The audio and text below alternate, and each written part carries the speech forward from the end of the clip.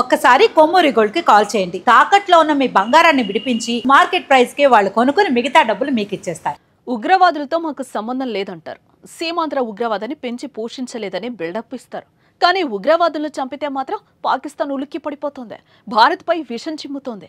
ఏకంగా Pak satellite channels సైతం ఉగ్రవాదానికి ఏ మేర సపోర్ట్ అందిస్తున్నాయో వైరల్ అవుతున్న ఓ వీడియోనే చెప్తోంది. ఉగ్రవాదులపై దాడిని చదువుతున్న యాంకర్ లైవ్లో ముసలి కన్నీరు కార్చింది. ఉగ్రవాదులు చనిపోయినందుకు తెగ బాధపడిపోతోంది. బోరున ఏడుస్తూ వార్తలు చదువుతోంది. ఒక్కసారి ఆ వీడియోను మీరు కూడా చూడండి.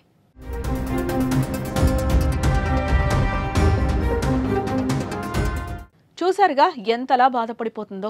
చనిపోయింది ఉగ్రవాదులే కదా, మరి యాంకర్ ఎందుకు ఏడుస్తోంది? దేశాలకు ద్రోహం చేసే ద్రోహులు చనిపోతే ఆనందపడాల్సింది పోయి ఏకంగా లైవ్లోనే కన్నీరు పెడుతోంది.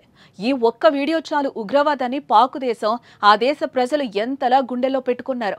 ఆమె ఏడవడంపై సోషల్ మీడియాలో విపరీతమైన ట్రోలింగ్స్ జరుగుతున్నాయి. ఉగ్రవాదులను చంపేస్తే మీకేం నొప్పి అంటూ సూటిగా ప్రశ్నిస్తున్నారు నెటిజన్లు.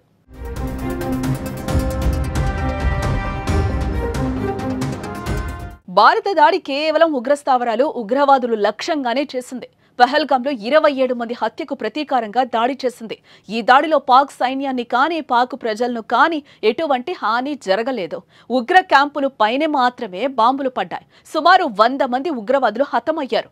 భారత్ దాడిని అన్ని దేశాలు స్వాగతిస్తున్నాయి. కానీ ఆ దేశం మాత్రం తట్టుకోలేకపోతుందే.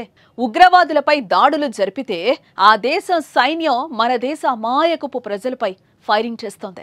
జమ్మూలోని గ్రామాలపై దాడులు చేస్తోంది. 10 మంది భారతదేశ ప్రజలను చంపేసింది. ఇది ఆ దేశపు నీచపు బుద్ధి. ఇదే తీరును కొనసాగిస్తే మాత్రం భారత్ మరో దెబ్బ కొడితే ఈసారి మాత్రం ఆ దేశాన్ని తాకక తప్పదు. మరి ఈ యాంకర్ ఏడుపుపై మీ కామెంట్ ఏంటి?